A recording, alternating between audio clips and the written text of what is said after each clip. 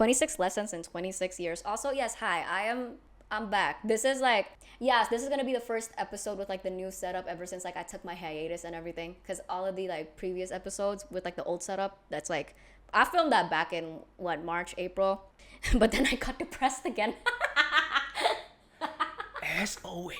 As fucking always. And actually this episode, I'm gonna be so fucking for real. Like this episode, 26 lessons in 26 years. This was supposed to be like back in April when I turned 26, but I was also too depressed.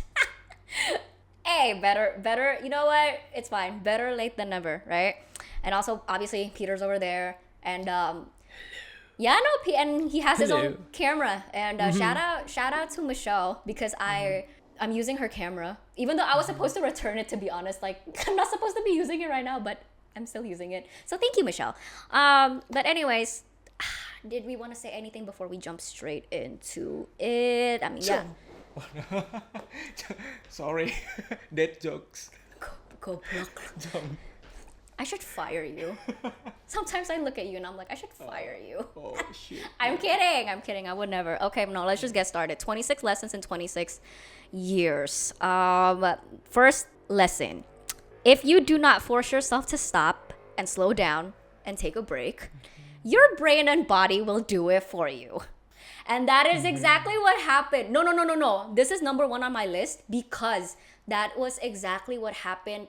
Peter, when did I go on hiatus? When did I like have a mental breakdown and nearly killed myself? Kapan ya itu? Sering banget sih. Like kita kayak do like every 2 months full of like filming. Yeah. Terus abis itu hilang sebulan. Iya, hilang sebulan 2 bulan because I'm fucking mentally unstable. I'm mentally ill now. Okay.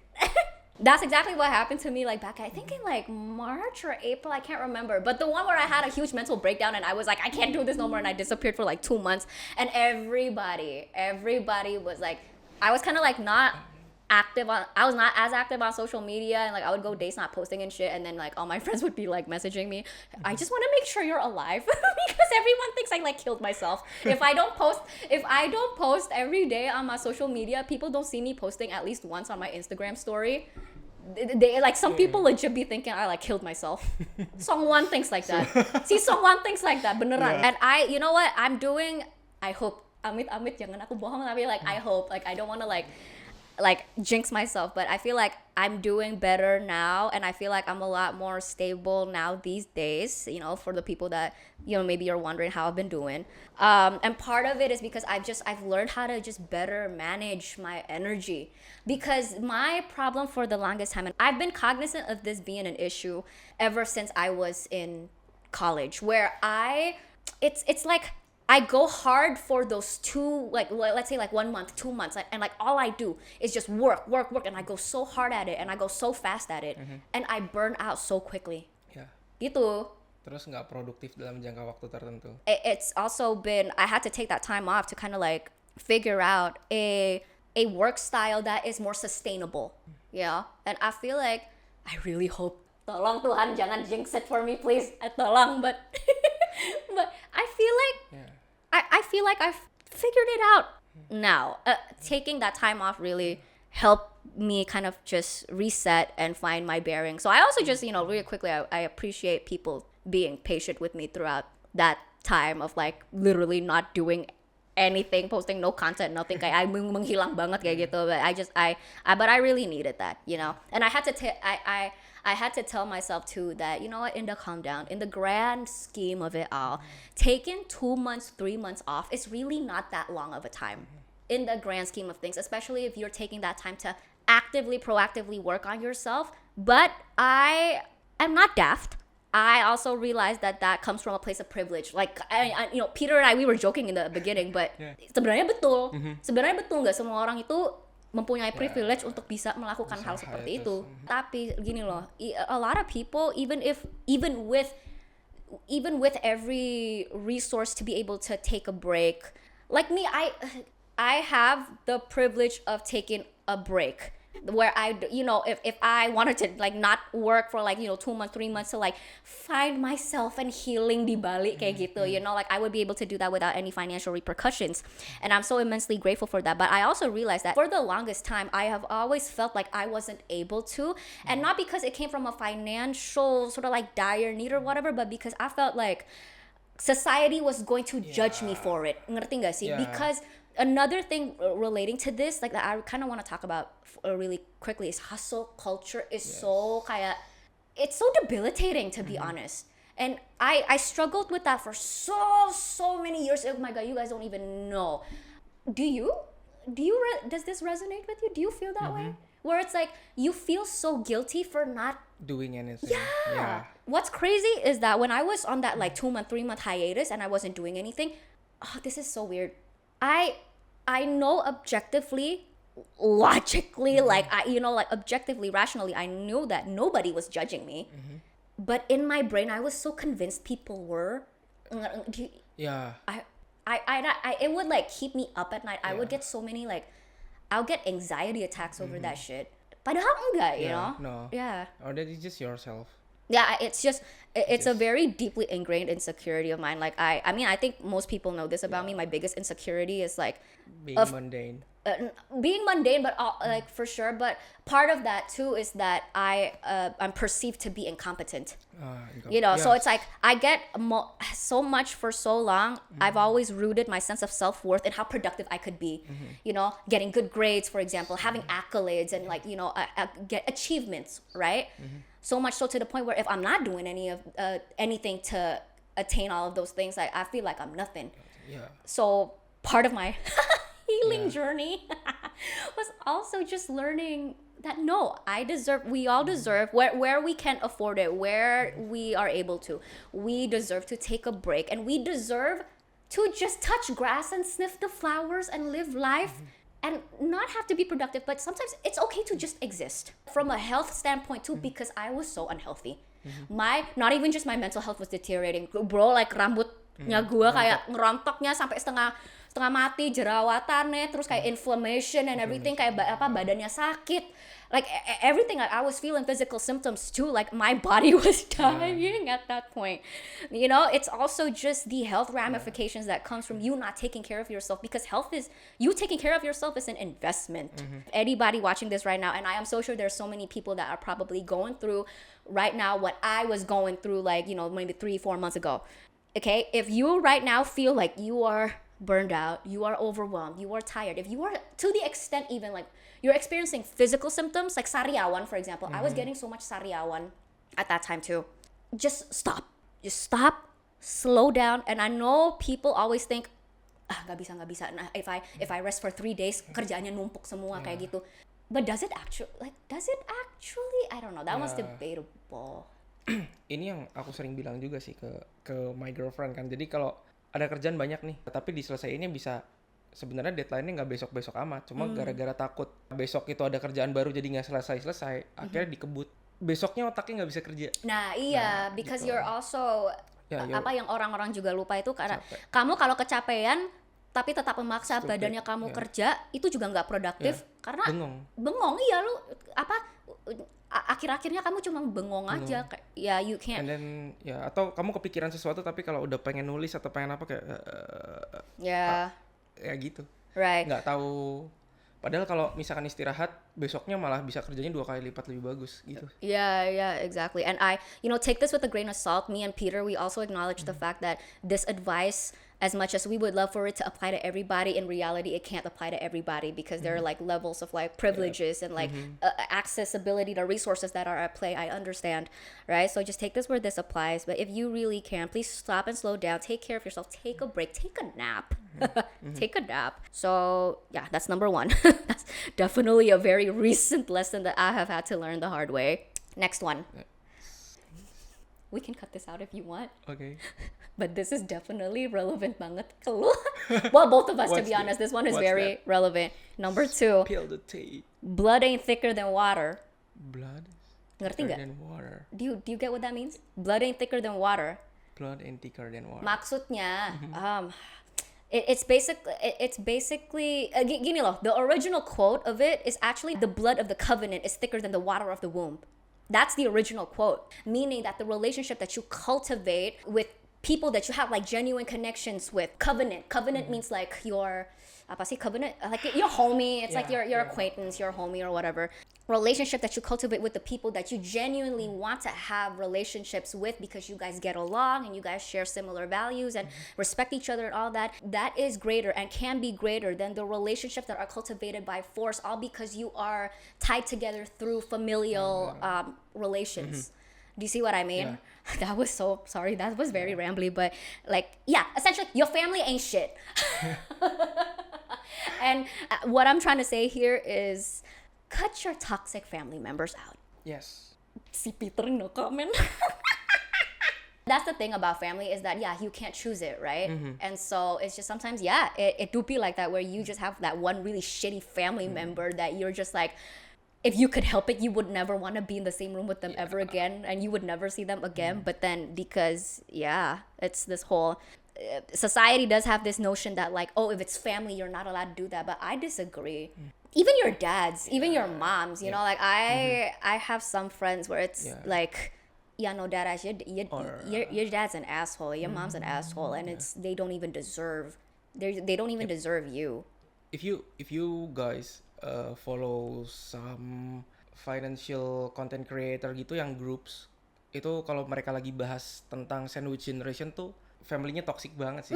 Nah, kayak anjing, gue punya adik kayak gini, gue bantai sih. Gitu.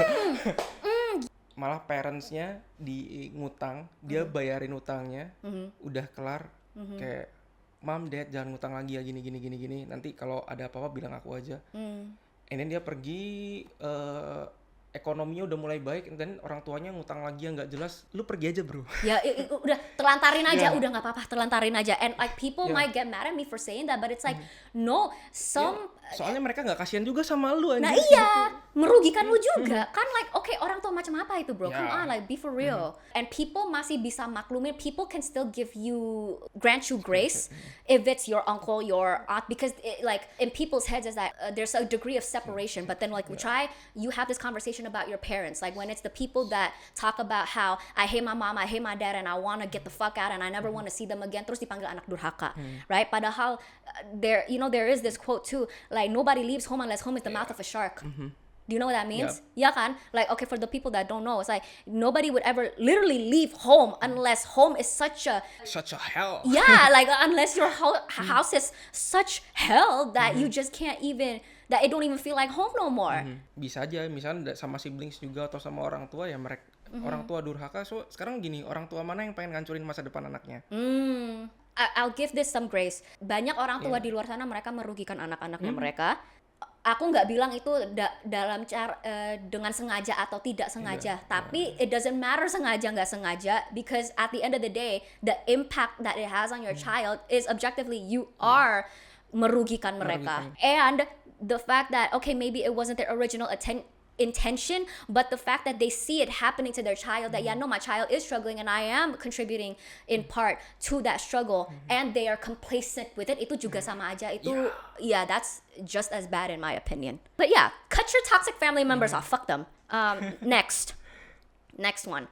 Now this one is from the soul. This one is from the depth of my soul. The grass isn't greener on the other side. It's just a different shade of green. Oh ya.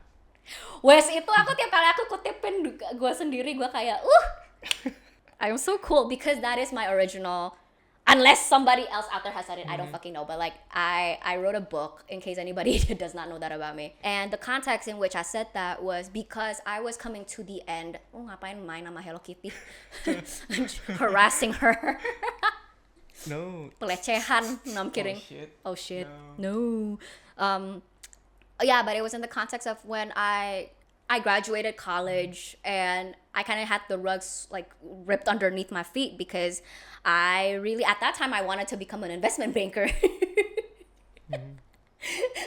Aku sekarang tiap kali ngomong kayak gitu aku geli anjing.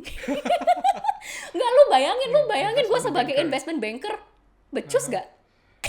Well, I don't know. Yeah, no, intinya I wanted to become an investment banker. obviously that did not happen. I guess for the better, but that did not happen. But also because I wanted to, original plan was to stay in the States, like do the whole, work there for a couple of years and then come back, or, the other side to it too. I wanted to like get married to an American and like stay there forever.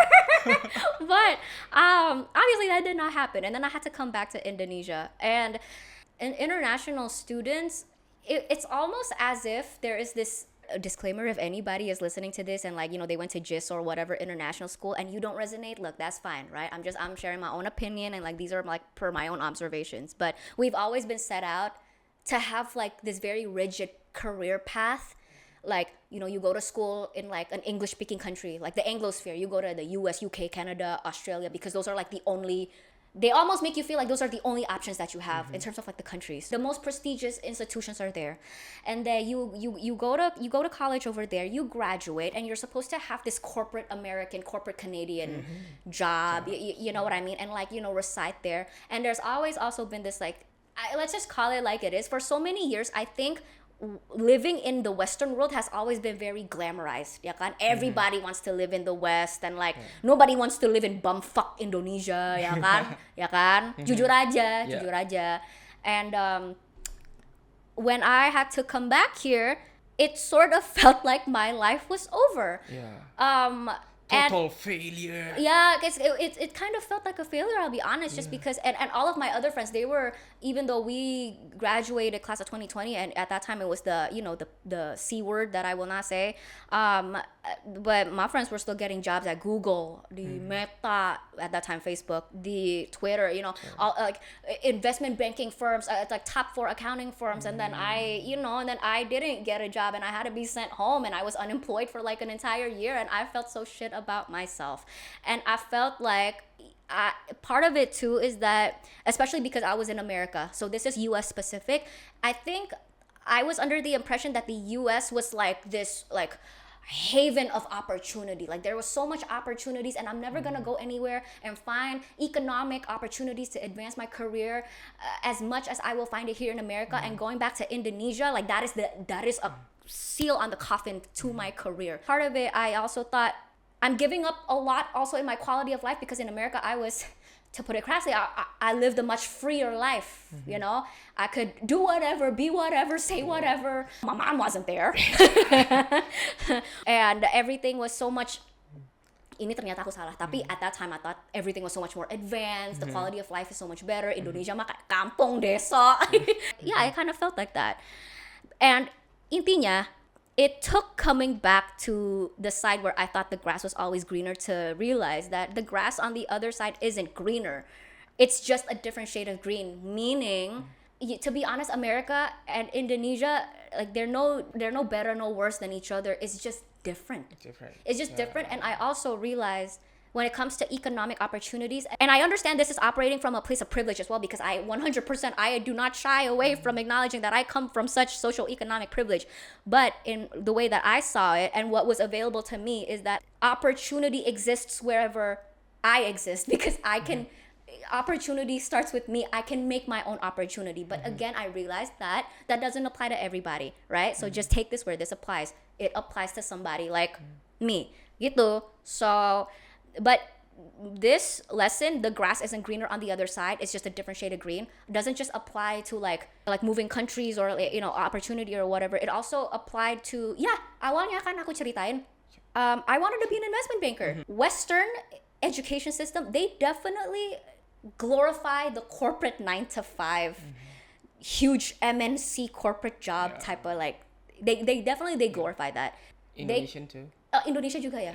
Okay. Yeah. I know Korea's like that too. This is my gripe with education. The education system in most countries, they don't teach you how to be employers. They teach you how to be employees.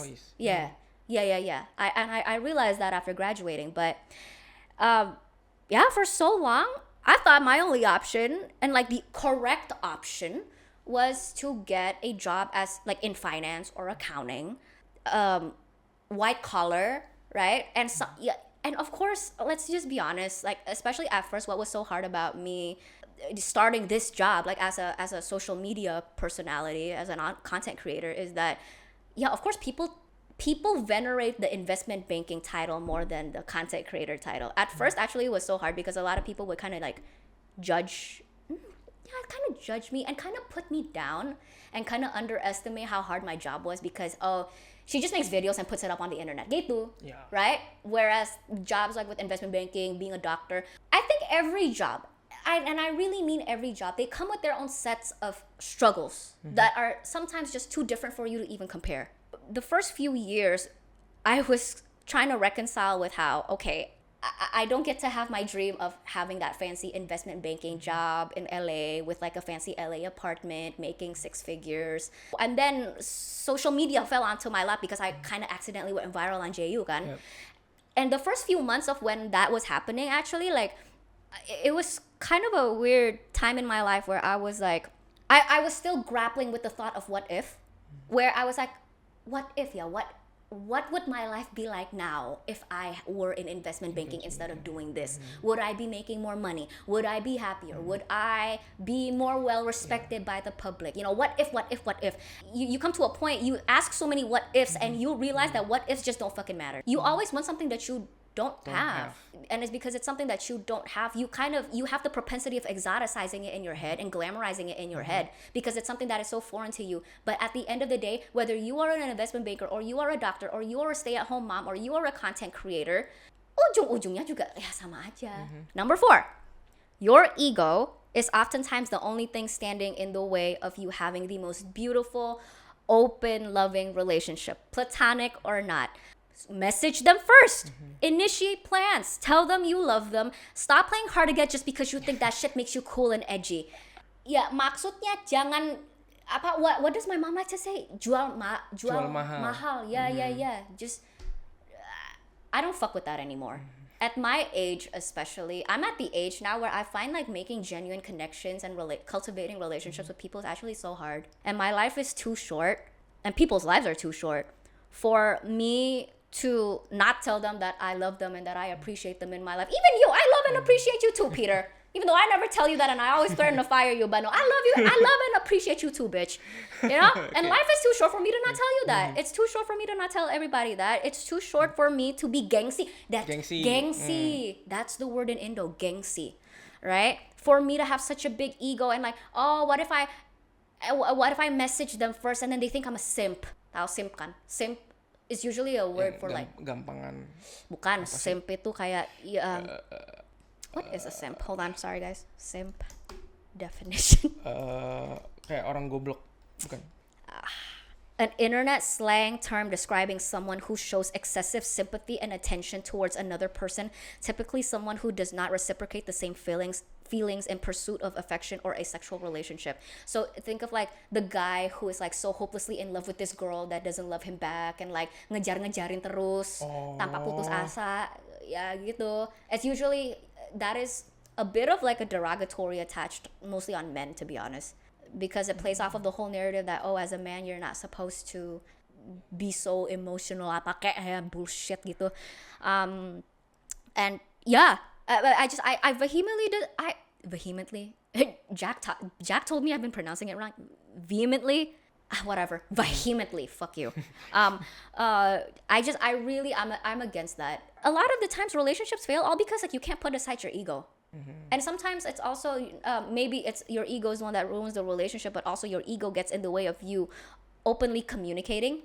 Because sometimes it's like, okay, if I say this, if I say that, aku kelihatan, I'm gonna look like this, I'm gonna look like that, they're gonna think I'm this and that. Masa gini aja harus bilang sih? Yeah. Terus, kalau aku bilang kayak gini nanti kayaknya kelihatannya kayak cewek matre atau kayak cowok gampangan atau kayak gimana ya? Yeah. Padahal ya udah, orang kan gak ada yang bisa jadi cenayang ya. Yeah. And you realize just how stupid that is, because at the end of the day, this is just human nature and this is how we're programmed as humans. At the end of the day, as humans, we just want to be loved. We just want to feel loved. We want to feel accepted. We want to feel like we belong. We want to feel like people like us, you know? And I don't think it should be that hard to just let people know. So message them first. 5. The whole hyper independent, don't need nobody mindset is such bullshit. Bullshit. My goodness, I've hurt myself unnecessarily so much. I've made my life so much harder for nothing. All because for so long I always had that hyper independent boss ass bitch. I don't need no man. I don't need no fucking buddy. You know, blah, blah, blah. No, the truth is, as humans are social creatures. Humans are social creatures. We depend on one another. You know, and you cannot. I think Joshua Kenji was the one who said this. You can't go far alone. Kamu nggak bisa pergi jauh sendirian loh. In anything, not even just in business, but just like in life. Yep. Even if you think you can taught yourself or teach yourself, and then misalkan gue belajar sendiri kok, otodidak nih bikin rumah segala macam cuma lihat video. Nah video itu dibikin sama orang lain anjing. Yes. Even if kamu terlalu pinter buat teach yourself, terus kamu belajar dari mana, baca buku, itu buku dibikin sama orang lain. I literally was just about to say that, right? Like something that I've realized, especially now because I'm an entrepreneur, right? I run TIGS. I run this podcast show, obviously. I have Licensed Baddie. That's like my new cosmetic startup for lashes, press-on nails, the whole nine. You know, if you want to be a bad bitch, you know, go shop. And I also, believe it or not, you guys, from time to time, I do help my mother with the family business. I really do. But it's also because now I'm in that shoe of being an entrepreneur, but also because growing up I saw my mom being an entrepreneur, and I grew up with like a lot of these other like rich families, and they run businesses like with mega fucking big companies and all of that. And they're remember that video I made stitching that Chindo Finance bro? Yang kopi 80,000. What's his name? Timothy Ronald. I'm sure everybody's seen it. That one went super viral. But he was saying along the lines of like, apa sih dia ngomongnya? Coba ke Lois. Kalau ke Lois yang mahal, ambil itu terus liatin tuh orang kaya di situ kerjanya gimana. He's kind of spreading this misconception that all of these rich people, they're rich and that they have everything because they have good work ethic, because they're disciplined. Apa kayak bullshit banget. That is the biggest fucking bullshit, because let me tell you, growing up, I saw like my mom and all of my other friends as parents, the reason why they seem to have it all is because they have somebody doing it for them, bro. And that's also like, you know, what I wrote down here on my notes is that even from like dari segi business misalnya, like from a business perspective, for example, you can have it all. You can have a thriving business. You can be like the CEO of a thriving business, and you know, have a family life, have a social life, have hobbies, and you can have it all. To be honest, you really can, but you can't get it all alone, right? And even right now with TIGS and with LB, that's kind of also where I'm at right now, where it's like, you know, I'm at the point in my life where for once my career is actually going good. I'm making like, you know, actually my videos have been like doing very well recently, like a lot of followers, and it's like a lot, I'm getting a lot of like brand deals and, you know, all of that, and like I have a business opportunities for LB like really soon, and like things are like coming together, and I'm juggling a lot, but I wouldn't be able to do all of this without you.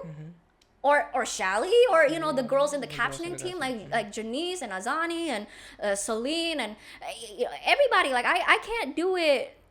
None of this would even exist without any of you. I'm just a pretty face in front of the camera, sure, and like I'm the talent, but this show don't run if Peter's not here, because Peter will be the first to tell you I am so technologically incompetent, and I do not know how to set up a camera or lighting or like at all.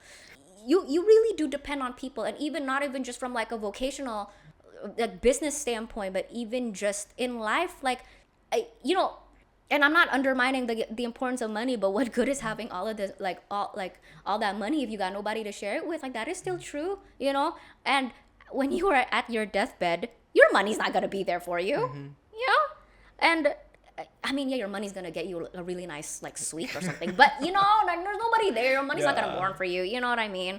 And it's also just the whole hyper independent mindset thing is also, it's okay to ask for help. It's okay to ask for help. But we live in a society where that is so looked down upon because it was supposed to portray you as being somebody weak. Asian parents paling parah kalau soal the hyper independent mindset. My mom especially. Kerjain sendiri, bro. Apa-apa harus sendiri. Apa-apa harus sendiri, but then like if we're not making fast progress, they get mad at us. My mom kayak gitu. Okay, number 6. Confrontational, don't gotta be scary and serious all the time.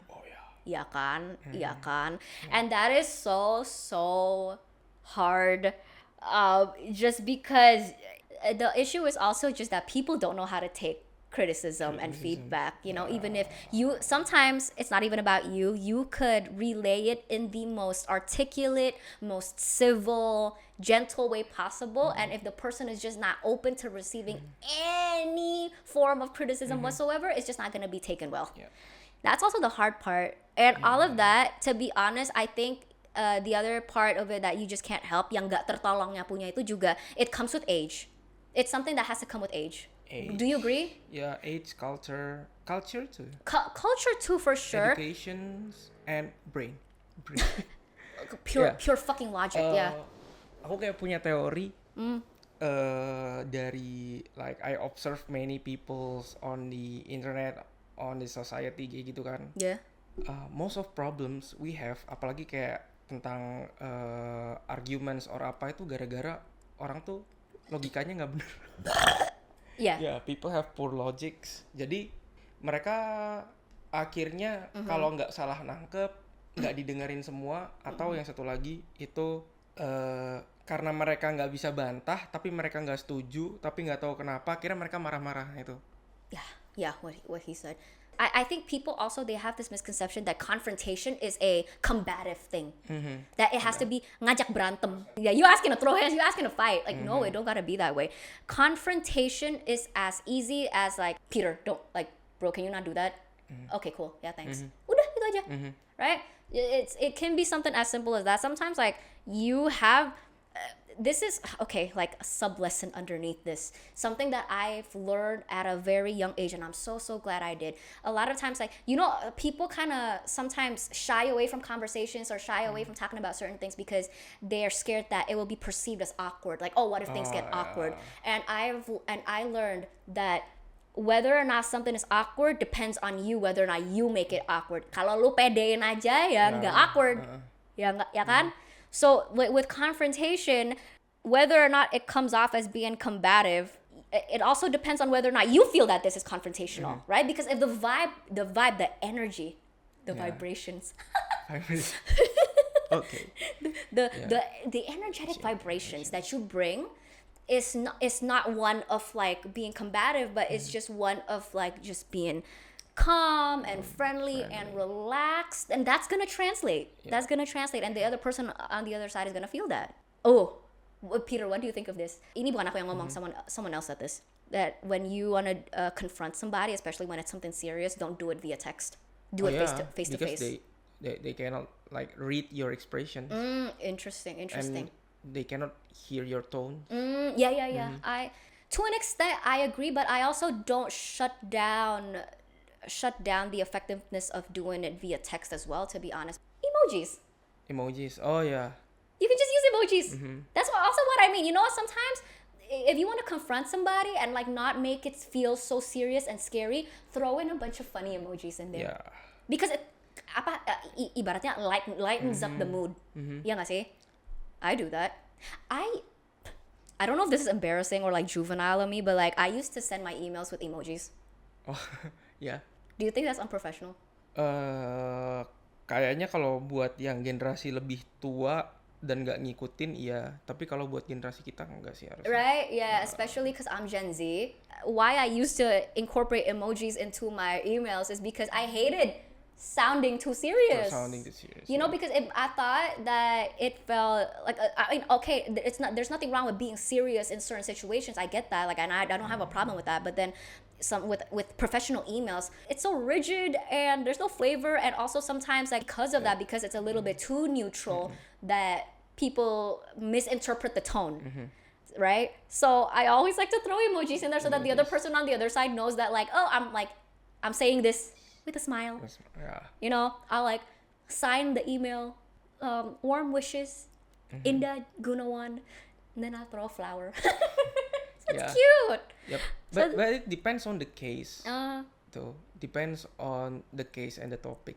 Yeah, of course. I'm not gonna, if it's an email, God forbid, about like a sexual harassment incident, and like I throw in like emojis of flowers in there, ya goblok banget lah, itu tone deaf. But no. Yeah. With context. Tapi emang sih kayak teks itu perlu kayak you have to be careful to choose, to be more careful to choose the words. Yeah. Dulu gue pernah ada masalah gara-gara jadi satu departemen di other company itu takut gara-gara gini. Kan udah dijelasin nih, terus mereka nggak ngerti. Terus aku cuma ngomong sebenarnya gini, oh ya udah kalau nggak ngerti nanti ketemuan aja, aku kasih tahu yang sebelah mana. Dipakai WhatsApp gitu. Karena bosnya udah kenal deket, bro, lu apain anak gue bro? Oh kenapa? Gue cuma bilang gini doang. Lu sih anak kampung belakang emang ini anak-anak gue nih anak komplek nih nggak bisa. Lu harusnya ngomongnya kita set meeting. Terus gue coba baca lagi ya. Oh iya, kalau bahasa Indonesia ini kalau di teks ketemuan yuk kayak ngajak berantem. Oh. Kalau set Yeah. meeting enggak. Tapi kan kalau lu dengerin gue kayak ya kan mereka dari kemarin udah gue jelasin nggak bisa nih. Ya udah ketemuan aja ntar gue ajarin gitu. Ya tapi kalau lu kan nggak ngomong kayak gitu nih, lu ngomongnya di teks nih. Itu kayak ngajak berantem coy. Ini anak-anak maksudnya yang lebih kota, lu kan biasa tinggalnya yang like suburb kayak gitu biasa. Lu ngomongnya set meeting atau apa kayak gitu. Oh iya juga sih, lebih halus. Coba kalau mereka bertatap muka terus denger secara langsung kan mungkin nadanya nggak kedengeran kayak gitu kan. They interpret it as, ya udah ketemuan aja yuk, nggak ngerti-ngerti lu goblok gitu. Next, number 7. Hidup gini-gini aja nggak apa-apa. Oh, ya. And there really is so much more to life than just fame and fortune. You know? Nah, kan I don't know if the microphone picked it up just now, but like kan, I think Peter mentioned it earlier on how one of my biggest fears in life, or actually, I guess I will say not anymore. I don't know, I hope, but yeah, dulunya lah, like back then, like my biggest fear in life was to be mundane, to have a mundane life, and that like this is all my life is gonna come down to, and like ya gini-gini aja. It doesn't really hit when I say it in English, like, but if you understand Indonesian, like you get what that means. This is it. My life is just like this. I wake up, I have like some mediocre job, and I live a mediocre life, like being mediocre because maybe, and I oh goodness, I've thought about it a lot. I think it's just because like when I was younger, I guess like, especially in the kind of environment that I grew up in, like there was always such a pressure for you to be the most, you know? Like because I grew up so like lingkungannya over competitive gitu. Yeah.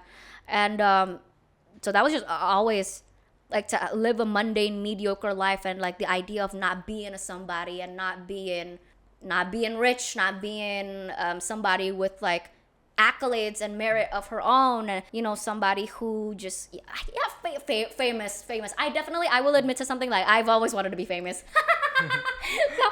Because I am an attention whore. It scared me, and because I've always wanted that, and because that is something that I enjoy, I guess, and I attach so much value to it, that I was like, okay, well, if I don't got that in my life, I'm nothing, you know? Part of why I now realize this is just because it came with time. It came with me growing up and maturing, and I definitely have matured a lot over the years since I've started doing this.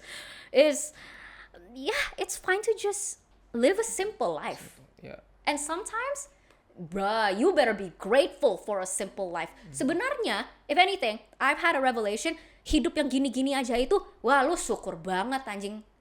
Syukur. You should be so grateful that, oh, your life is just like this, and like nothing ever really happens, because the opposite of that, you could be fucking starving on the streets in the middle of a civil war. Your house just got fucking bombed and your brother just got killed. Orang yang kayak, gue gak mau mundane life nih, tapi mereka bandinginnya sama yang bagus. And they forget that the opposite of something that is like hyper glamorous, such as being rich and famous, like, I don't know, for example, Kim Kardashian, for example, the complete fucking opposite of that is that little kid, you know, in the middle of Syria who like literally the entire family just died, left all alone, starving, desolate, like you don't even know whether or not this kid is gonna live the next 1 to 2 days. You also gotta consider that. I've thought about it, that if the possibility of that, I'm not gonna be as famous, as successful as I had dreamt to be, and I think I'm okay with that. Practice gratitude, especially with me, right? I think I also gotta own up to the fact that I was just a little bit maybe like ungrateful, because like, I'm not trying to like fluff my feathers and like be egoist or whatever, yeah, guys. It's just, I think a lot of people would kill to be in my shoes. You know, like, you know what I mean. You know what I mean, right? Don't make me say it. You know what I mean. I think a lot of people would kill to be in my shoes and like the shoes of my friends, and yet here we are complaining that we don't have more, when it's like, damn, you already have enough. Yep. You really do. Like gua bisa tidur di rumah nyokap that she owns, and like if I really wanted to, I could just not work. I just live off of my mom's money and that's it. I really could, right? It's just I make a choice not to, but it's like I really could, and like I think I take that. I think I take that for granted. I really do. I think I take that for granted. So if this is all my life comes down to, you know what? This is fucking great. Next. Oh, we were just talking about this. Better to over communicate than to under communicate. Do you agree? Disagree? Depends. Oh yeah. Kenapa? Ya, over communicating kadang bisa annoying juga. But pick your poison. That's where I disagree with you. And disagreeing is not a scary thing, right? It's okay to disagree.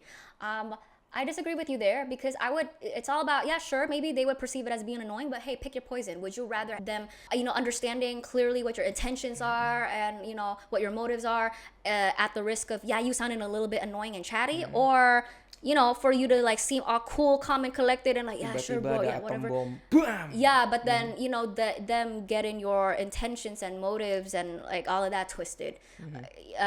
Which one would you prefer? I would just prefer being perceived as being annoying. Because also, okay, when it comes to like the conversation of being perceived annoying by others, people are going to perceive you as being annoying whatever you do. Yeah. To be honest, like I get that all the time. Oh my goodness, especially you learn this like when you are an online figure, especially you learn this. Like whatever you do, what's the saying in Indonesian? Serba salah. Serba salah. Apa aja tuh serba salah. Gua napas, I breathe incorrectly. If I so much as breathe out of my mouth instead of my nose, like people will be annoyed on the internet, and even people in real life. It doesn't even matter, like, yeah, obviously, like, state the obvious. People, probably, like, the most common thing that I get is, like, oh, Indah talks too much. She's so annoying. I get that a lot. I do. I really do. I don't care. I've also heard the opposite, where it's not about me, because there's never been a situation where I don't talk a lot. But my friend, I'm not going to say her name, but like, one of my best friends, she's a very quiet girl. Very, very quiet, right? And it's not that she's quiet because gengsi, like she's like snobby or whatever. She's just quiet. She's just a very quiet person. And believe it or not, people have talked shit about her back for being too quiet. Yeah. Ini orang gak bisa dieksplor anjir. Yeah. Kayak no, and then there was this one incident where somebody was basically talking shit about her behind her back, saying like, oh, she thinks she's too cool to talk to us, when it's like, no, she's just quiet, she's just shy. Yeah. Anything that you do is gonna be perceived as annoying, as bad, as whatever, what fucking ever. So just do whatever you want to do, and also do what you need to do. Makanya I think it's better to just over communicate. Unless over communicating like obfuscates your original like the message that you originally wanted to convey. Because kadang-kadang malah lebih banyak ngomong lebih bingung maksudnya apa. Yeah, you have to define over communicating sih. Over communicating, kalau aku for apa ya? Kalau ngomong hal yang sama lebih dari 3 kali itu udah over sih. Terus aku bisa okay. Just shut up, dude. I see. You talk about it like so many times. Yeah. No. I see what you're saying, because I get annoyed when my mom does that too, because my mom will repeat the same thing 10 times. And that annoys the living shit out of me. What I had in mind when I wrote this, what I mean by over communicating is, for example, apa ya? Like, what do I mean? I'm not sure. What do I mean by this? Not repeat the same thing, but okay, maybe not over communicating. Okay, this is what I mean. Bear with me. I don't know if this will make sense to anybody, but I feel like we live in a time where the baseline of communication is actually just not enough. And what I mean by over communicating is to just maybe not over communicating. I think I'm using the wrong word here. Be honest with your community. Like, I think a lot of people like would perceive being too honest as over communicating and like TMI, right? Sometimes just be TMI. Assure the other person, I think is what I mean. Not over communicate like being too overly verbose. Like, I don't mean that. Yeah, or like repeating yourself. No. Yeah. Okay, then I agree. Okay. There you go. Okay, next one. 9. This one I've said before. You can learn a lot about how to be a good parent from having bad ones. Do you agree?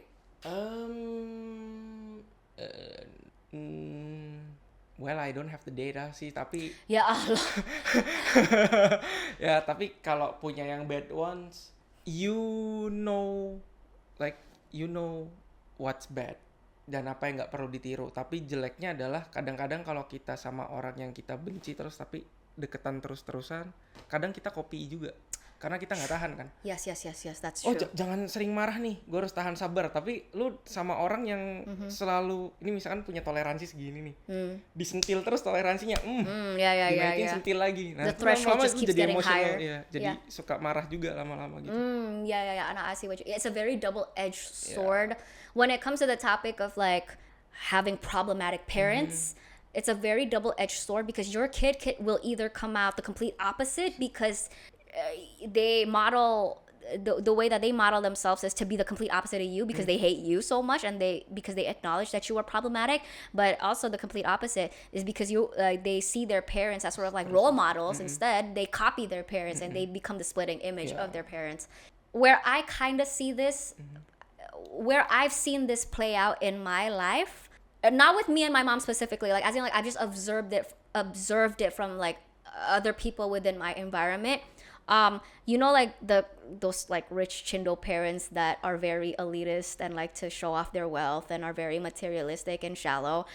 To put it crassly, a lot of the stereotype of like the rich chindo kid who's very snobby and like, oh look at me kayak baju 45 juta cek apa kek gitu, right?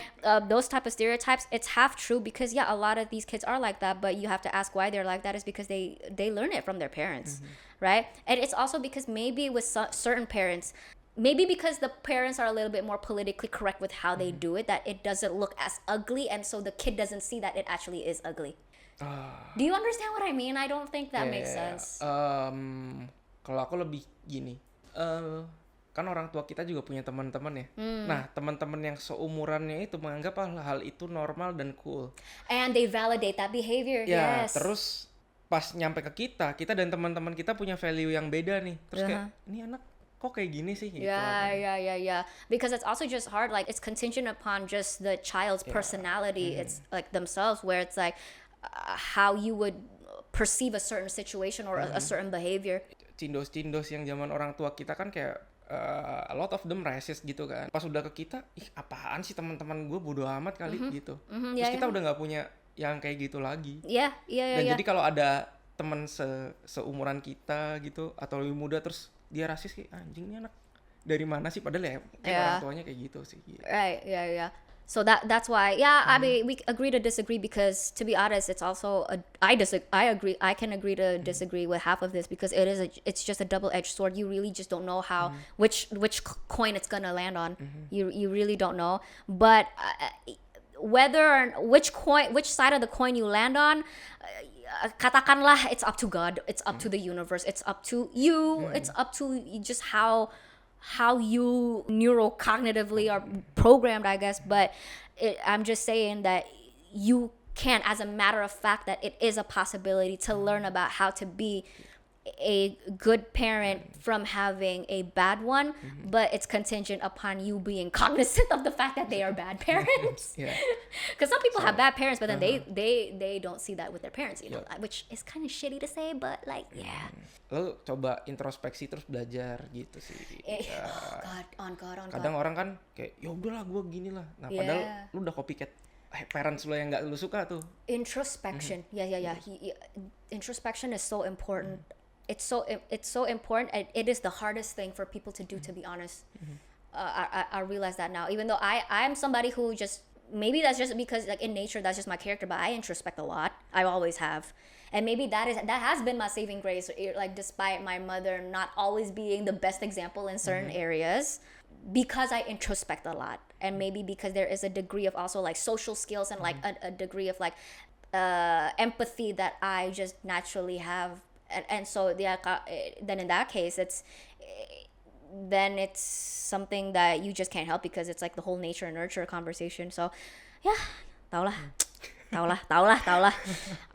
Next one, number 10. Let thoughts and feelings marinate for at least 24 hours. Sleep on it. That's what, like, there's a colloquial phrase in English, just sleep on it, which means just think over it. Yeah. Think about it. Terus waktu kamu itu lagi tenang. Nah, Yes, like do and definitely like think about it when you are calm. Yes, when you are in a calm state of calm emotional and mental state, but also what I want to underscore is that you should sleep on it. Like don't. That's why at least 24 hours, because you need to have slept at least once. Yeah. And sub lesson underneath that I want to throw in there. Actually, one my former best friend, before she tried to sleep with my boyfriend, but before she tried doing that, my former best friend, she don't be a homewrecker. But she, despite her being a fucking homewrecker, she gave me a really solid life advice that even until now I still follow. I just hate that every time I remember it, I remember her and how she's a fucking homewrecker. But she used to tell me that before you want to buy something, wait at least 3 days. Let's say you go to Zara, you see a pair of really nice shoes that you want to buy. You already have shoes. Right? So it's a question of like, do you really need an extra shoe? Sleep on it for like, wait, 3 days. Give it 3 days. In 3 days, if you still want it, go get it. Yeah. Because sometimes you just buy things on a whim. And then you buy it and then you lose interest and you don't even fucking use it. Yeah. Right, kan? Yeah. So she gave me that advice. So even until this day, as much as it pains me and annoys me every time I think about it, I see her face in my head. But till this day, I follow that very religiously. If there's something that I want, but it's something that I don't actively need, but it's just something that I want, I wait 3 days. If in 3 days I'm still thinking about it, then just buy it. Yeah. Don't be a homewrecker. That's why I just have 2 shoes. It's actually same. These are the sneakers that I'm wearing right now. These are the only sneakers that I have. Yeah. Number 11. Next. There is always room for improvement in everything, but if it ain't broke, don't fix it. Okay. Ngerti nggak? Yep. Right? I understand that. Because like it's good that you want to improve yourself, and again, like I said, there's always room to be better, but sometimes constantly asking yourself how you can be better and do better can also be counterproductive. Ya kan? Ya, mengejar kesempurnaan. Wah. Yeah, because a lot of times the people that do that is because they're because they're chasing after perfection, but perfection just doesn't exist. Right? And sometimes it's also a matter of what am I trying to say here?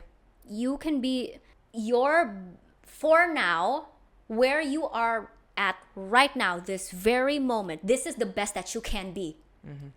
You know what I mean? So sometimes it's like where you are at right now, this is already the best that you can be. But then as time goes by, maybe things change, factors change, right? Then there is room to be better. But for now, this is the best that you can do.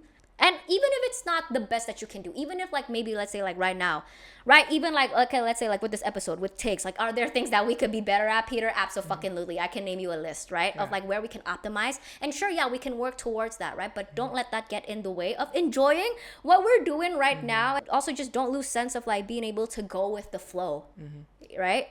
Terobos aja anjing. Yeah. Next. 12. Never, ever. Oh my God, please, I'm begging, never ever buy luxury designer shit ever again. Ya Tuhan, tolonglah. Like, oh my goodness, when I tell you, I cannot put into words. Quite on top of my list of regrets is the money that has been spent on luxury shit that I really could have just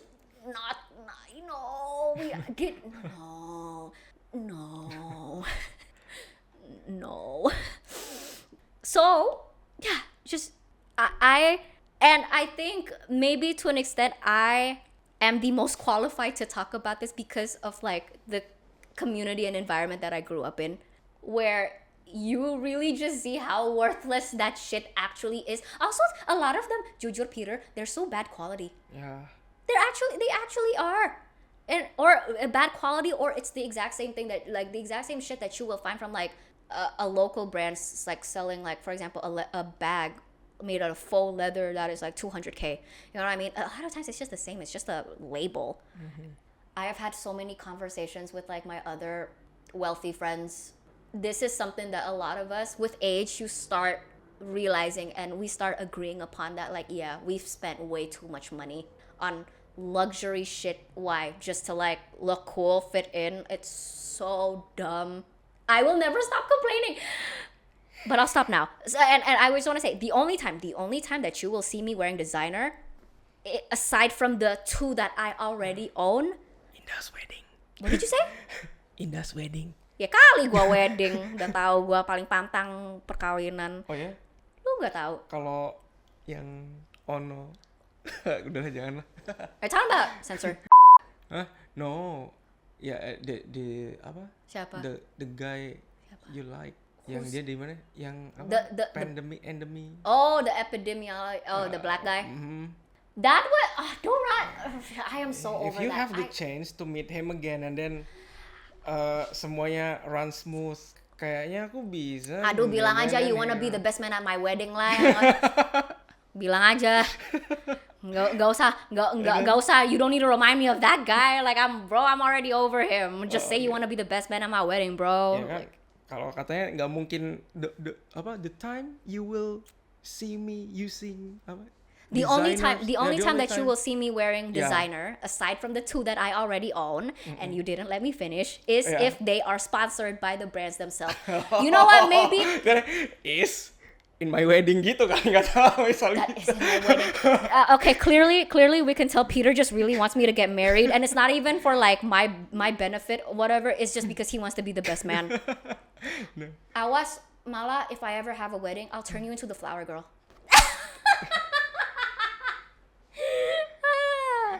I feel like you'd be cunt as a flower girl. Yeah. I can see it. Lesson number 13. Education don't stop just because you're no longer in school. And Peter, he was saying about how because I raised the question of whether he is a proponent of needing to have a university, like a bachelor's degree, in order to be successful and thrive in a certain career in life. And Peter made the point that it would depend on which field that you are in, which is true. Yeah, if you want to, certain fields, like you have to go to school. You have to to be legally do what you want to do. Yeah. In order to get the legal permit, essentially. Yeah. To be able to do that job, sure. But I will say, definitely, if it's like somebody like me, entrepreneurship. I studied entrepreneurship back in college.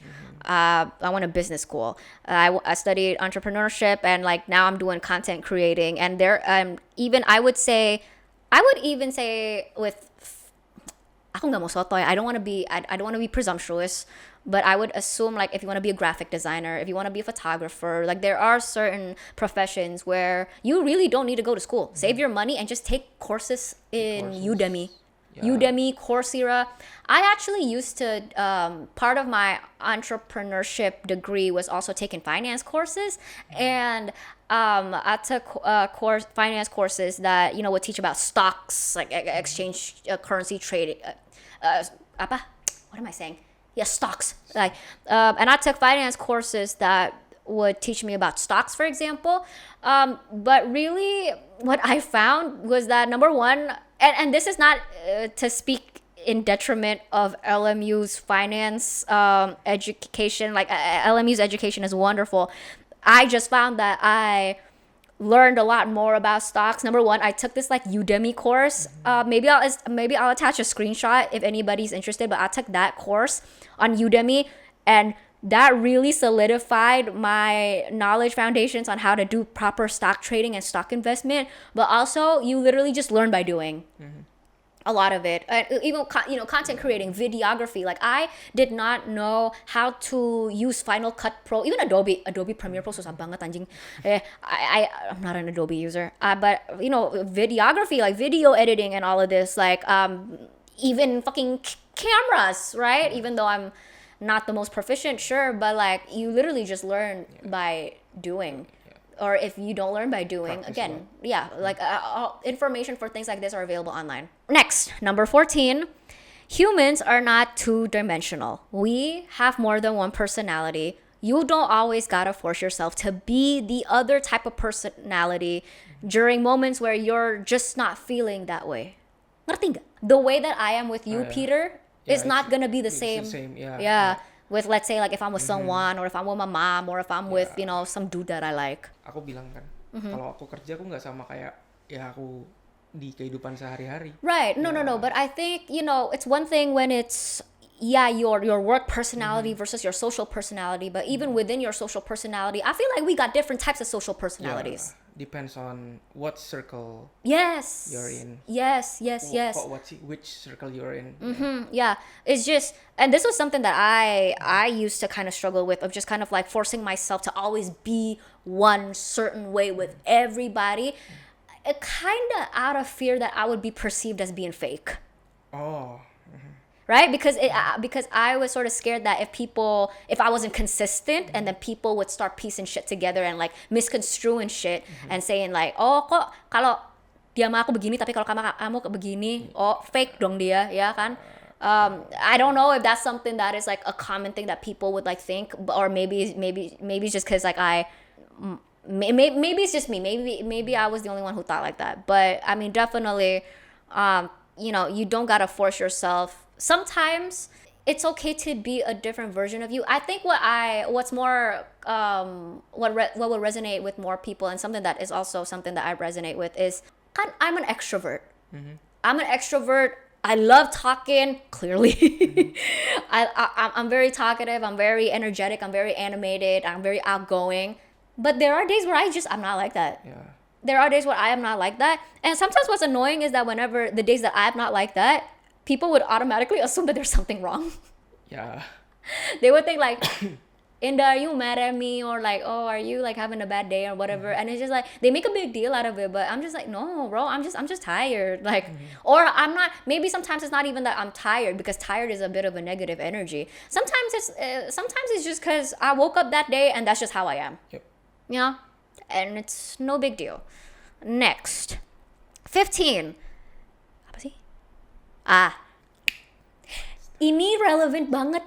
Udah denger itu nggak? Snow White. Did you hear about Snow White? What? The live action version of Snow White. Oh no. Okay, you're not keeping up with that. This is kind of related to that. Even though when I wrote this, Snow White wasn't announced yet. But number 15, it's okay to want love and to want to be loved. Yeah. Because, okay, gini, for the people who don't know, like Peter, they're coming out with a live action remake of Snow White, but they completely changed the story of Snow White. You know, Snow White, the original story was like, she's like this little girl and like she dreams of love, finding her Prince Charming. Yeah, gitu aja. Yeah, she just wants to get married.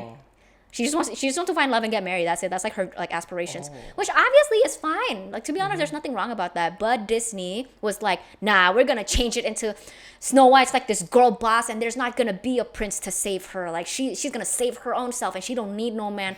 Sort of like that hyper independent girl boss feminist type of like trope, And a lot of people are actually just like, it's getting a lot of negative criticism, to be honest, because a lot of people are just sick and tired of that shit. Like, no, like, let us indulge in the fantasy of being saved, especially as women, because a lot of times in the real life, guess what? As women, we have to always be the one to save ourselves.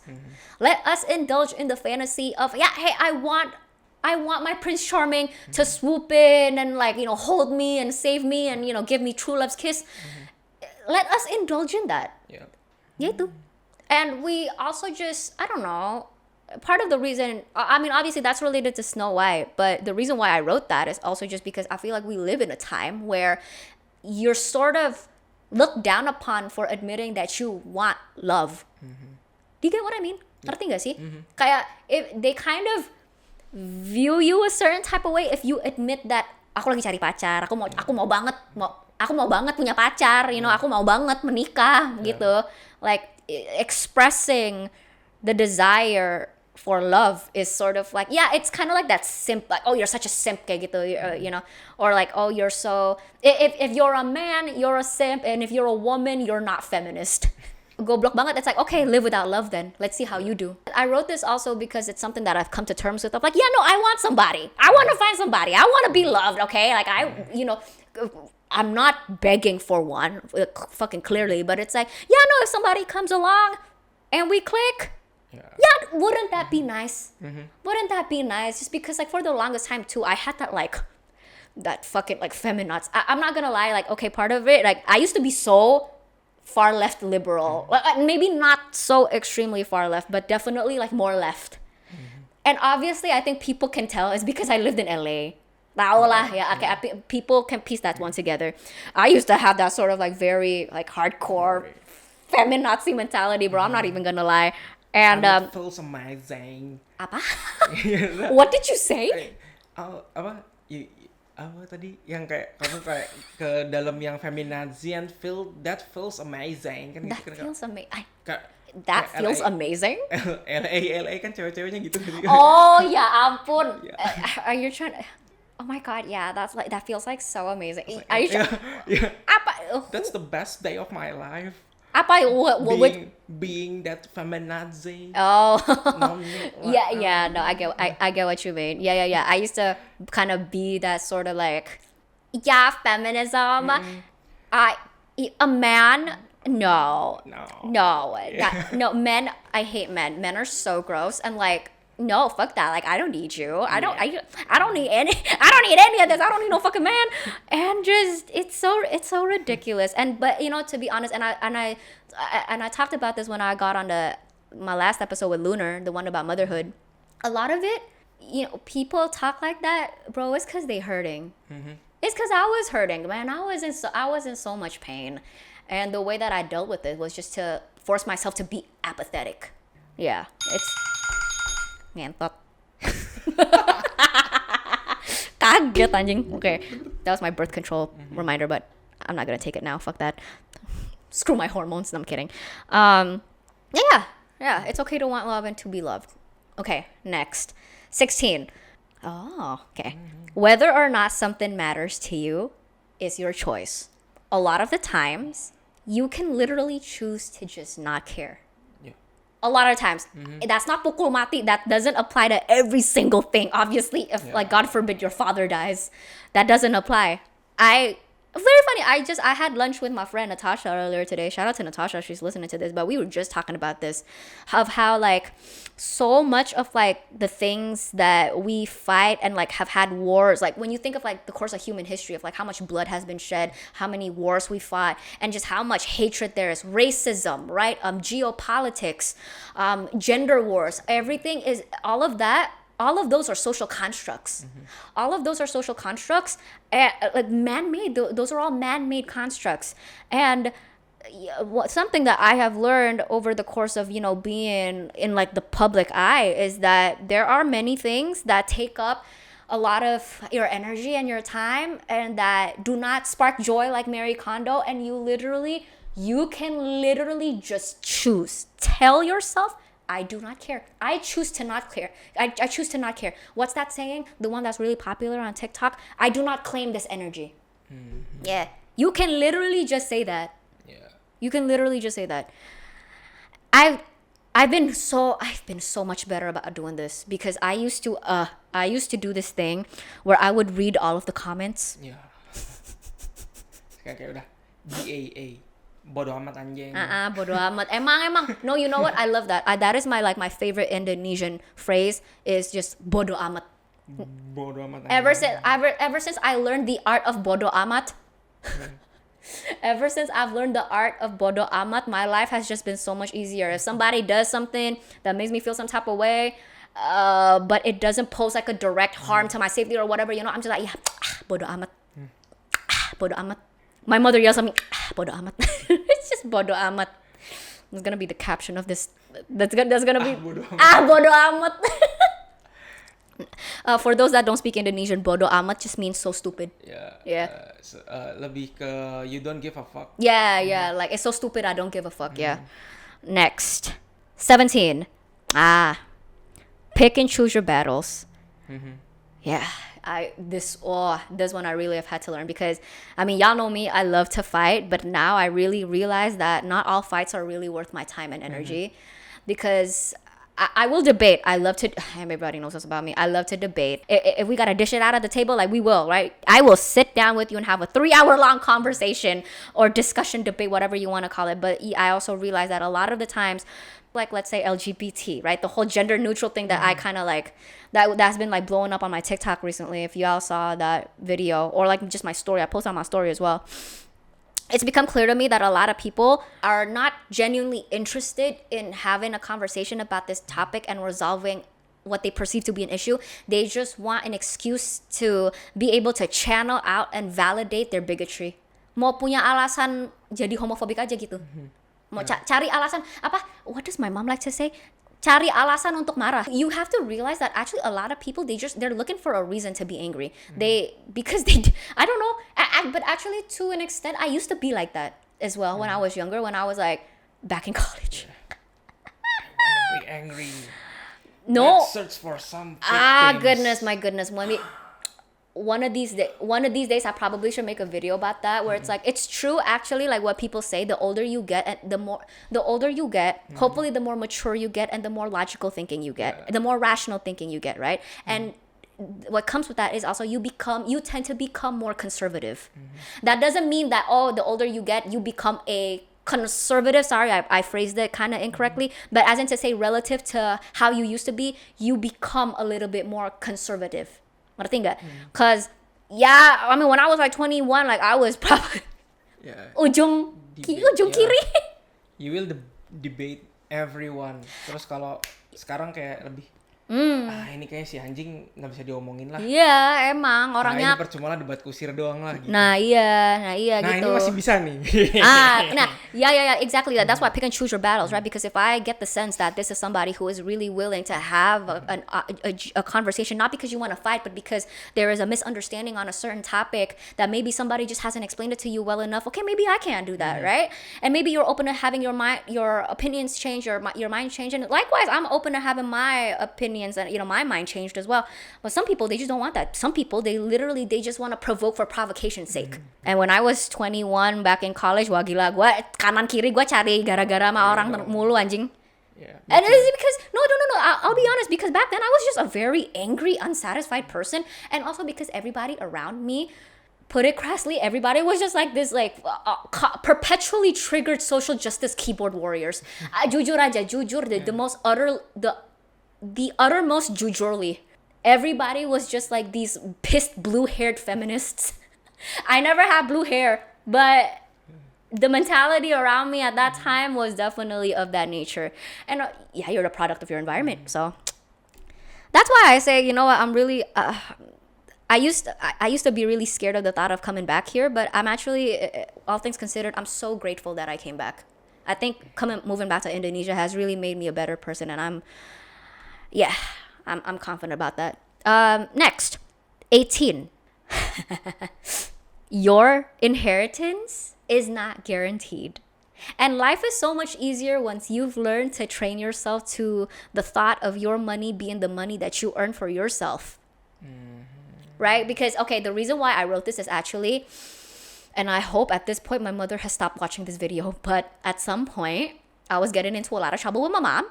Right? A lot of contentions at home. And my mother was seriously contemplating not giving me my inheritance. And you know what? To be honest, I was okay with that. And I realized, why am I okay with that? I did not feel scared at her telling me that. Part of it is that I'm confident in my abilities to stand on my own 2 feet and use my skills in order to have a career and generate my own income, sure. But I think the other part of it too, I realize, is because I've trained myself from a very early age to not view my mom's money as my money. Do you see what I mean? Yep. Right? Because I'm not trying to, like, I'm not trying to be full of myself or whatever. I hope people don't misconstrue me, but it's just, I think one thing that is good about me is that I've never felt entitled to my mom's money, regardless of how much I know how much she has. To me, there's always been a distinction, like my mom's money is my mom's money, because that is the money that she earned Itu kan dia udah berbanting tulang, yaitu duitnya dia. Gua ngapain, kerjanya tidur makan doang anjing. So yeah, I've trained myself to be that way from a very early age, and that is part of the reason why, like, in college I worked like 7 different jobs, like shitty minimum wage jobs with fucking white people yelling at me and shit, and I didn't mind.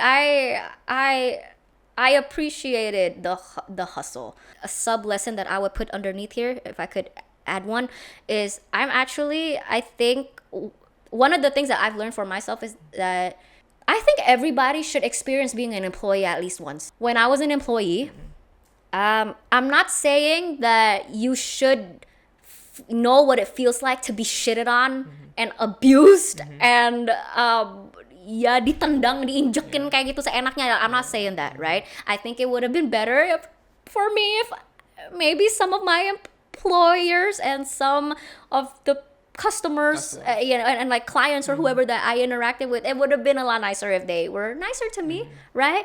But it taught me a lot on, I think I was talking to you about this. It taught me a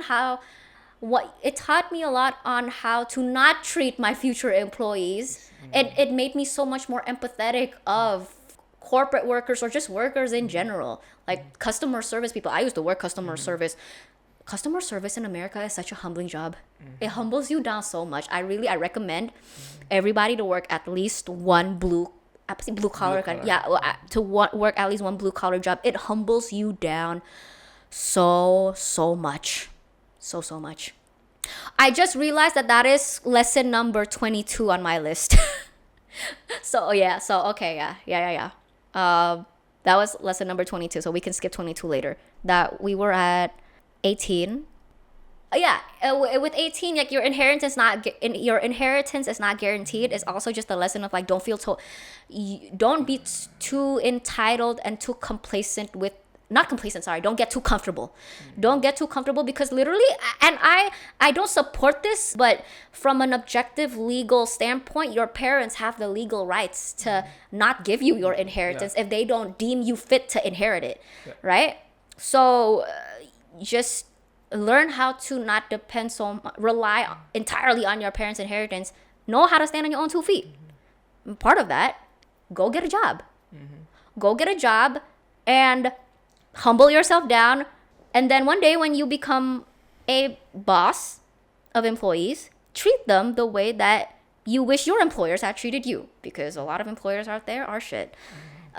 Next, 19. Duration of time you've known one another is not tantamount to the depth of how deep you know one another. Just because y'all have known each other for a really long time, like y'all got all those years underneath your belts, does not mean shit.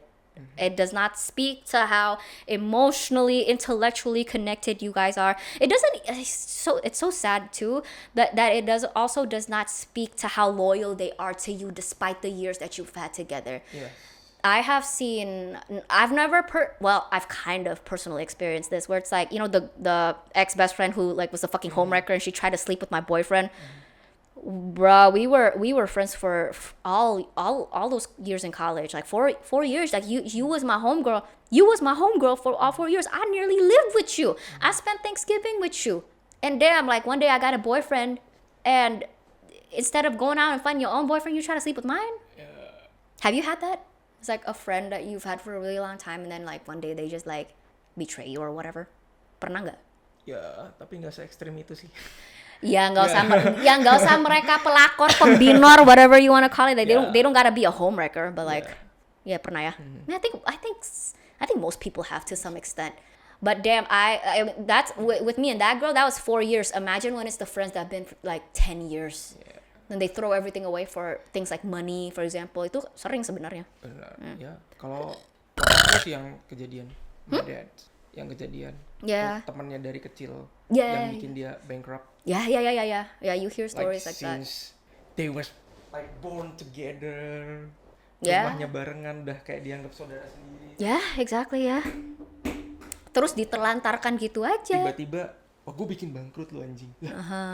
Aneh banget. Right, yeah. It's crazy how quickly some people can just switch up on you. sad, but yeah, whatever.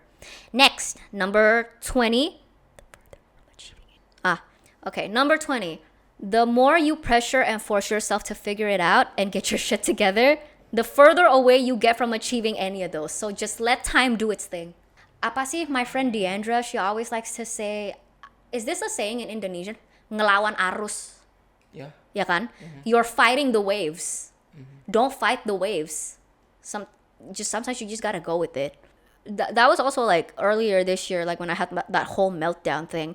In the middle of my meltdown, I was struggling with, no, I have to get back on my feet ASAP, you know, like udah cepat pulih lah, you know, like just get your shit together. Like now, I was like constantly pressuring myself to like quickly get back up on my feet, and just some things like that you just can't help. You gotta let time do its thing. Yeah. 21. Listen to both sides and don't just judge someone based off of a short clip that you've seen on social media. Yeah. Very funny.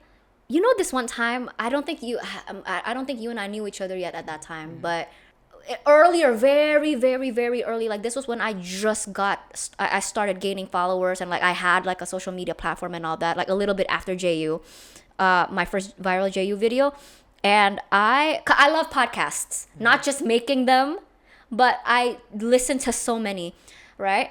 And clearly I love politics, and I listen to a lot of American political content. I tune into a lot of American political commentators and pundits, and it's from both sides. I listen to the liberal sides, but also the conservative side. Okay, let me just name the conservative sides, right? Like Ben Shapiro, Candace Owens, the Daily Wire. I tune into the entirety of the Daily Wire pretty much. PragerU, PragerU. I tune into PragerU, and I just in general I listen to both sides because I think you should do that. I think you should be listening to both sides and not just immediately Judge. Yeah, not immediately judge, not immediately make assumptions when you don't even got the full story. And especially when it comes to politics, like a lot of people just have this bandwagon type of mentality of like picking sides. It's like it's your favorite sports team. Like, no, this is people's lives that you're talking about, you know? Being bigots. Being bigots, yeah. Either way, like it's bigoted either way, you know. But anyways, like I tune into both sides, and I'm very open about that, right? And just one day, I just thought I would share podcasts that I listen to. Included in what I shared on my Instagram story included Ben Shapiro, Candace Owens, kayak gitu, right? And I even already disclaimed that when it came to the political ones, right? Of course, there is not a single person out there that you are going to agree with every single thing. Yeah. Peter and I, we have our disagreements. My mother and I, we have our disagreements. My best friends and I, like, we have our disagreements. Like, that's not a bad thing, right? I don't know. And when it comes to all these, like, political, like, I don't know, fucking, like, Jordan Peterson, Ben Shapiro, Piers Morgan, Trevor Noah. Well, Trevor Noah's not really politics, but AOC, right? Whoever. Destiny, Hunter Avalon, like we're not always going to agree 100%. But I think that they, even within disagreements, like you can appreciate the different perspectives that they bring, right? Anyways, this one person from back in high school, who I didn't even know was following me, but apparently they were. And then they wrote me a really, really long essay calling me a fucking bigot because I was platforming, and for context, this person, obviously we went to just kita rata-rata very, very liberal lah, very liberal, very left, progressive, and this person was very, very left, very, very leftist, and she called me a bigot, all because I shared that I listened to Ben Shapiro and Candace Owens to like my following of 4,000 people at that time, and that I was platforming conservatives with bigoted, homophobic, misogynistic, like dangerous ideals that would harm marginalized communities. And I'm just like, oh my God, bitch, calm down. I was literally just sharing shit that I listen to. You think just because, like, some people dead ass, like, what was so annoying about living in California, to be honest, and everybody was so politically charged. And like the moment I even, like Joe Rogan, ya ampun. Joe Rogan is a liberal, by the way, but somehow because he said one thing, I think it was about like transgenders, like something about like being trans or something, where I think he said that he doesn't agree with little kids being able to transition, which by the way, let me just put it out there, I disagree with little kids being able to transition as well, especially like surgically and hormonally. If they're under a certain age, I'm gonna put it out there. No, I disagree with that. I'm sure Peter is of the same opinion. Most people, to be honest, are. But when you say that out loud and then suddenly everybody just calls you a fucking transphobe. Ya, itu kayak waktu itu ada, ini pernah debat di Facebook. Ini waktu LGBT pertama kali, kayaknya di Indo pertama kali rame-rame lah, 2000-an, ya, 2015, around that time. Terus temanku anak biologi ada yang ngepost lah, terus aku bilang, intinya dari postingnya dia nggak ada hewan yang gay, nggak ada hewan yang homo. Terus ternyata enggak kok, beberapa spesies itu ada yang homo, ada papernya. Terus ada satu orang ini, padahal dia like got his PhD in Sweden, terus bilang, oh orang yang kalau mendukung homo kayak gini nih biasanya dia homo juga. What the fuck, man? Iya. How stupid. Mendingan PhD lu buat gua deh anjing. Iya. Give me your philosophy, doctor of philosophy gitu anjing, tapi logic lu flow banget. Literally the definition of like all these degrees and you still a fucking idiot. You still uneducated, for real. And like but no, it's how apa sih namanya, like some people you say one thing and then they immediately paint this like black and white binary on you. It's so insane. The extent to which I feel like our generation, and even I guess the generation even before us, like just the lack of ability for nuanced thinking is so insane. It drives me so fucking crazy. I say that I disagree with kids. That's probably like the hot topic right now in America is like, oh, children diperbolehkan to surgically and hormonally transition under the age of 18, 16 kayak gitu. To me that's fucking crazy, right? And then I say that and they think I want all trans people to die. It's like, no, bro. Insane. The same thing with like back in LA, Joe Rogan, right? And I say the littlest of things. I say, oh yeah, no, I tune into Joe Rogan content. Yeah, no, I like his content. Not that I agree with every single thing that comes out of his mouth, but it's just I like his content. It's very homey. It's very conversational, right? It feels like you're there with them, like having a conversation, just listening in. That's what I mean when I say I like the content. They're thinking, oh, so you hate trans people and you want trans children to die. Ya, itu sama kayak dulu kan ada Hitler tuh, ada yang bagus tuh, kata gue, nah ini bagian Hitler yang ini keren nih, harus dicontoh. Oh jadi lu mendukung pembunuhan, kayak what the fuck, man? Nggak gitu kali. Lu jadi pengikutnya Hitler ya? Nggak gitu kali. Cuy, Nazi udah nggak ada, gue di Indonesia bukan di Jerman. But yeah, it's insane. It's insane. Like, oh goodness, I could go on about that one point. I could go on, but I won't. Okay, so we'll move on. Next, next 22 was the one about how you need to be an employee at least once in their lives. 23, just because it's mainstream don't always mean it's right or safe. Do your own research. Wah. Itu sama kayak dulu sebelumnya Nicolaus Copernicus bilang ada heliocentrik, semua orang ke geocentrik kan. Akhirnya Nicolaus Copernicus, wah ini orang sesat nih anjing, padahal yang bener sekarang heliocentric gitu. What the fuck are you talking about, heliocentric? Heliocentric means kayak planet di tata surya berevolusi terhadap matahari.